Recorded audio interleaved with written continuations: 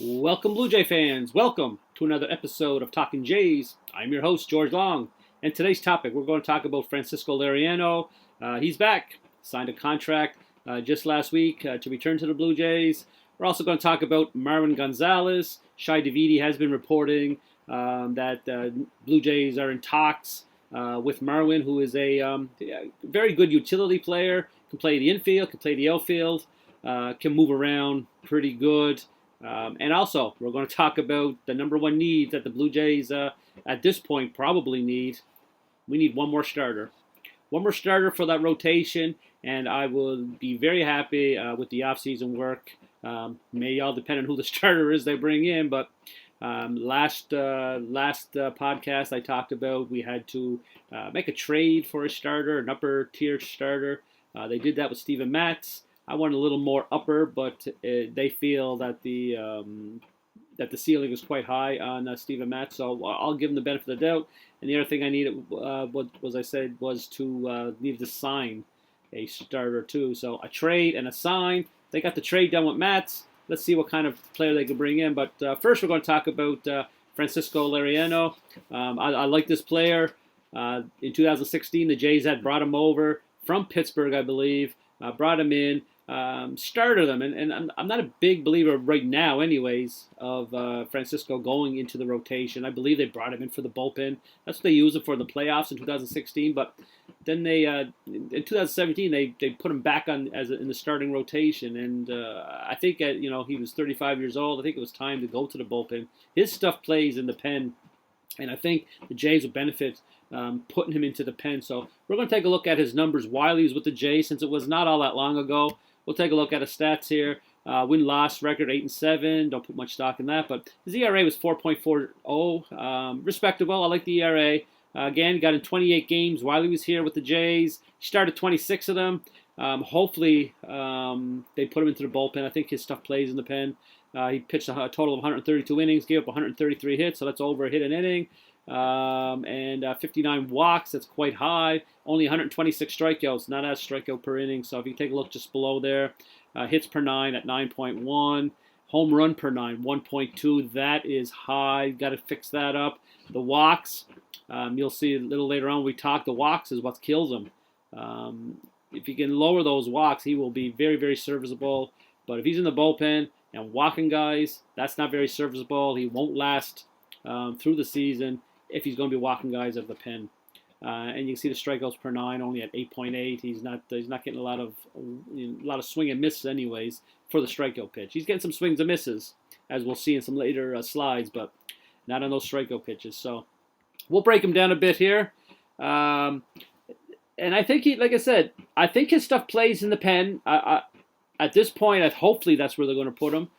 You can see his exit velocity. Batters are only the highest velocity for those batters, only 2% for those batters. So the ball is not flying off of guys' bats when he pitches. As you can see, the hard hit percentage is at 96%, so it's only 4% in favor of the batters. So out of all Major League Baseball, so you can see that guys aren't squaring his ball up and being very, very comfortable in the batter's box. And you can see his barrel percentage, third line down there.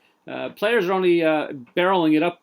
What's that? Is that 86? Yeah, so 14% players are only barreling it. So he's got some pretty good red there. Looking at the board, we slide over in the far right side. You see that walk percentage, only 9% in percentile ranks. That is not very good at all. If you're going to be pitching out of the pen, you cannot have walks out of the pen. So which 9% means there's 91% of the pitchers out there who have better walk percentage rates. So you can see not very good at all. The whiff percentage, he's right there, 80%, not bad. There is some whiffs on his stuff. It's the strikeout pitch that he's not getting. As you can see, the strikeout percentage is only at 35 percentile in the league. So you can see those walks is what kills him.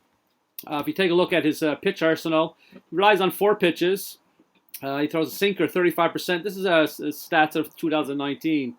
He's only pitching sinkers at 35%, slider at 30%, changeup, which I love his changeup, 26%, and the four-seamer, he's only throwing 8%. I think that number should be higher. I would like it higher if I was the man in control, but for now, he's thrown his four-seamer, and the sinker, 35%, I believe, is a little high for what he throws. I like his four-seamer. I think it plays. He just got to have better command, as we'll see later in the stats here. You can see, take a look at a sinker. It's not down where we like our sinkers. I talked an episode about Steven Matz a couple episodes ago. His sinker, same thing. He's keeping it up in the zone. You would like that sinker to get down like the way Zach Britton gets his ball down. Right along the bottom of that black, right there. Get that sinker down. Players won't barrel it up that well. And if they do barrel it, they're going to pound it into the dirt. So he's got to get that sinker down. Slider looks, pretty respectable. He's sliding it. Looks like he faces a lot of righties, I would assume, being a left-handed batter. Looks like he's backdooring that slider in on the outside corner to the right-handed batter. So he's starting it on the outside, bringing it in. Very, very respectable. I like it. This is the pitch I like of him. He throws it 26% of the time in 2019. That is very good location for his changeup. Again, probably facing a lot of right-handed batters.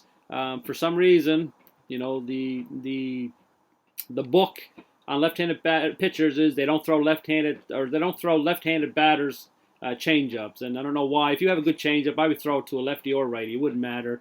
But in this case, it looks like he faces a lot of righties. Changeups in very, very good location. You can see a lot of white in the upper left corner. You don't want that changeup to be floating up there to those right-handed batters. So he keeps it down and in on them. I like it. It's a very, very nice strikeout pitch. And his four-seamers, you can see, he's either dead center or he's all over the place. So guys are laying off his four-seamer and then probably, swinging at it when they're in the zone. So that's where the walks are coming in, probably on this four-seamer. You can see they're not even close to the zone, a lot of those. And the ones that are just in the middle of the zone, and maybe that's the ones that's the pitches that are getting hit. So if you take a look at the pitch tracker, we went through some of this. His sinker, take a look at 2018. Throws a sinker 43% compared to last year. He's at 35%. So his thrown his sinkers didn't throw it as much in 2019, which is good. Slider, he's at 33% in 2018, and it's only 30% in 2019. So he's around the same. Changeups around the same percentages. And his four-seamer, which we'll see, his four-seamer in 2018 was getting hammered. We'll see in the next slide. But he did bring it up a bit in 2019. His four-seamer was a little better in 2019. Hopefully with some rest, he'll even better. So take a look here. Take a look at the batting averages in 2018 against the sinker, 327. 2019 is 302. So that sinker is getting hit when it does fly in the zone. His slider, 186, 143 batting average in 2019. So slider's not getting hit. Changeup, very good. 2018, only teams are batting 183, 233 in 2019. His four-seamer, you can see, got nailed in 2018 with a 500 batting average. And then it came down in 2019 at 231. So they're very good numbers in 2019, batting average-wise. Slugging wasn't very high against his pitches. So it's that sinker. I'm telling you, if he keeps that sinker down, he'll fare very well. Again, it's the same thing with Steven Matz. His sinker was up in the zone. If he can bring that sinker down and get it below the knees, guys will, if they do barrel it up, it's going to pound it into the dirt. So that's what I kind of hope for Liriano. Bullpen stuff, and come out of the pen, throw strikes, throw in the corners, no walks. He cannot have walks. His repertoire for the last 5 years is his walk percentages have been pretty high. So it's hard to change it now. But I kind of hope if he came back to the Blue Jays, he must hopefully gets along with Walker, the pitching coach. So hopefully he can bounce back and just be very, very productive out of the pen. I like the arm. I love that changeup. I think that's a very good sign by the Blue Jays. If he makes the team, it's $1.5 million. There's no guarantee that he's going to make it, so he's going to earn his position this year. So again, nice left-handed pitcher to have. So we'll take a look at we'll talk about Marwin Gonzalez. 2 years ago, I believe he signed a 2-year contract, very high contract, 22 million, something like that. with the Minnesota Twins. Did not fare out well with the Twins while there. He did have a great year with Houston in 2017, but again, that's the scandal year, so we don't know how much of that scandal that's probably hurting him in his talks. That plus the last 2 years with the Twins, not very good season. So, but the Blue Jays are in talk with them. Blue Jays still have a hole at third base. We don't know if they're going to start Vladdy at third and then have Rowdy at first. We don't know how that's going to play out yet through spring training. But even if that happens, Vladdy plays third. Marwin's a great player to have just in case. He can play around, move. Guys get injured. He can slide in anywheres. And, that might be a very good, decent sign. Depends on the amount that they signed. He's not going to get the contract that he had, the last one that he signed. So, if you can get him for a good contract, he's worth the money. We'll take a look at his stats from 2019 to 2020. So we'll take a look at his last 2 years with the Twins. Like I said, not very great stats. Shortened season of 220. So some of these numbers aren't as high. You can see some of those averages. That's averages out of out of 162 game season plus 60 game season. So some of those numbers aren't very high. So if we go down to the bottom there, stats for year 2019, 220s, batting average 248, not very high. OPP, which is what I always look at for players of Gonzalez's stature, 311. You'd want that OPP from him to be at least 350, hopefully 340. That is way too low for a player like that. Slugging is way down at 387, and then 698 OPS. OPS plus, take a look, it's only at 87%. So he's below average, way below. He's 13% below average from all the other Major League Baseball players. So he's got to bring it up a bit. If the Blue Jays do sign him, don't expect huge miracles out of him. He is going to be a bench guy if he does make the squad. If they sign him to be their everyday third baseman, that's a mistake. I don't think that's what they're looking at him for. But hopefully, if they do want to sign a guy like him, because they were interested in him 2 years ago. I remember they were same thing as this year. There were talks about Marwin. I believe there was talks. Was it last year? Moustakas. They like those players that can move around in the infield, and Marwin can play in the outfield. So that's a possibility, but we'll have to go from there.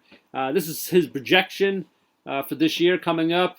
Looks like he's projected if he gets 515 plate appearances, batting average of 239, OBP at 312, not very high at all. Slugging, OPS, a little tick up from last 2 years.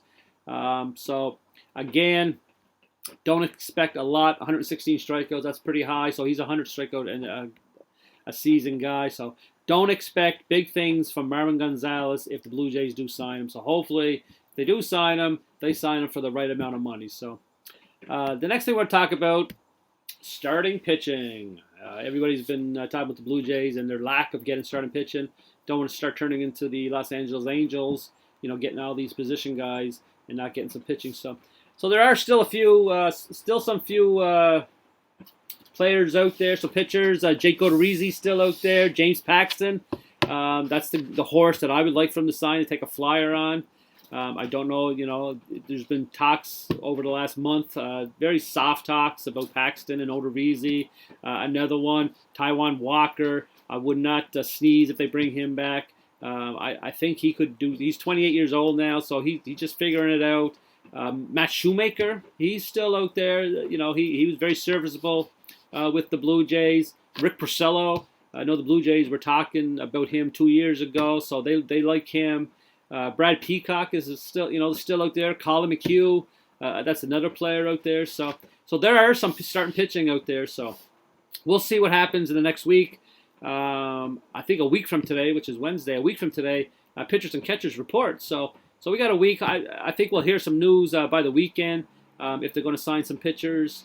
Hopefully, they got to sign at least one more starter and then slot him in and see how it goes from there. So I like how the team's shaping up. There's still rumors. Todd was still getting some position, some just plugging some holes with a utility guy. Still talking pitching with Odorizzi, Paxton possibly. So we'll see what happens. So thanks for listening, guys, and stay tuned. And hopefully something happens by the weekend. Thank you.